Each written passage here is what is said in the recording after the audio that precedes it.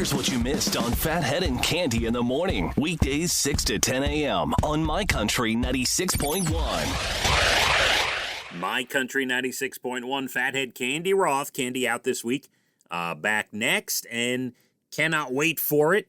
I promised you at this point in the show some baby tips for newborns. Now, this is for the parents, because I'm reading this article. It says, parents face 1,750 decisions in a baby's first year, which, makes a lot of sense. There's a lot of things to go through, for sure. Here are the top 10, and I think I can help you, because I've raised 3 children, continue to raise them. My youngest is 7.5, give or take, and my oldest is about 12.5, give or take, and I have a 10-year-old. So I think I have some good knowledge to give you. Number 10 on the list, deciding whether to parent like your parents did. Now listen, this one is not really a choice. This just either happens or doesn't happen. You don't say, oh, I'm going to do what my parents did. I'm not going to do what my parents did. You just kind of go into parenting, and it just happens. You find yourself at a certain point yelling at the family to get their butts in the car, but you don't use the word butts. You use another word that you probably shouldn't use around the kids, but still, you find yourself doing it, especially for the vacationing and the trips when you got to pack up. I mean, seriously, leaving a vacation, the day we leave from a vacation to go home and we're packing, and whether we're driving or flying, I got to tell you, I turn into my father. There's no doubt. So it just kind of happens. Number 9, finding the right pediatrician. This is important. I have to tell you, most people normally would just find a pediatrician nearby in their neighborhood. You want somebody close. We had a great pediatrician when our oldest was first born, and she ended up leaving the practice, which made us sad, but the practice actually had 3, 4, 5 other great doctors, pediatricians, so we stuck with it, and it's very close by to our house. So usually people will choose based on proximity, but make sure you're comfortable with them. If you're not comfortable with them, don't be afraid to drive a little bit to go to someone that you trust or a friend's recommendation. Number 8, tough decisions in baby's first year, deciding whether or not to post baby photos on social media. I didn't really have that much of a problem, as my youngest is almost 8. Nowadays, forget it, with Instagram especially. You'd have no choice. And I still post photos of my kids. Even on Father's Day, I posted a photo of my children. So I would completely be in line with posting photos of my kids. By the way, I still think the cutest baby on Instagram is Cam's baby. If you go to Cam Country, she posts photos of her daughter Lucy all the time. Gorgeous little baby. All right, this is an important one for parents' first year's big decisions you're going to have to make. Number 7, deciding how to sleep train your child. I will say, and it's different for most kids, typically, and don't worry if your child's not typically, your child should be sleeping through the night at about 3 months. Some do it earlier, some do later. Don't worry if it's later. But about 3 months, all our kids were sleeping through the night at about 3 months. I will tell you a mistake we made when we had Leah, our oldest. We rocked her to sleep every night.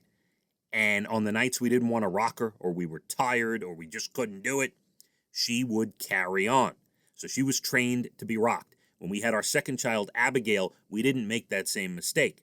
We just picked her up, swaddled her, brought her to her crib, put her in, closed the door. That was it. So my tip to you, I give this tip to a lot of new parents. You're going to want to rock your child. Don't do it. Swaddle your kid, put him in the crib, close the door, and run. Okay? Number 6, decorating the nursery. Tough decision you have to make in baby's first year. That's up to you, obviously, how you want to do that. Number 5, figuring out where the baby will sleep. Leah, our oldest, we had in a room right from the beginning. Abigail, slept, because we didn't have the space, it's before we moved into our house, Abigail slept in a crib right by my side of the bed. That's why I think we're so close. I always tell her that. We're so close because you slept right next to me for the first 3 or 4 months. So, it depends. Depends on the space you have and where you want to keep the baby. Most parents will choose to keep the baby close in the first couple months. That's really up to you and the space in your house. Number 4, deciding which type of formula to use. I think we just ended up using the type that we got in the hospital and just went from there. I think I'd have to check with my wife on that. Number 3, figuring out childcare. Again, up to your work schedule.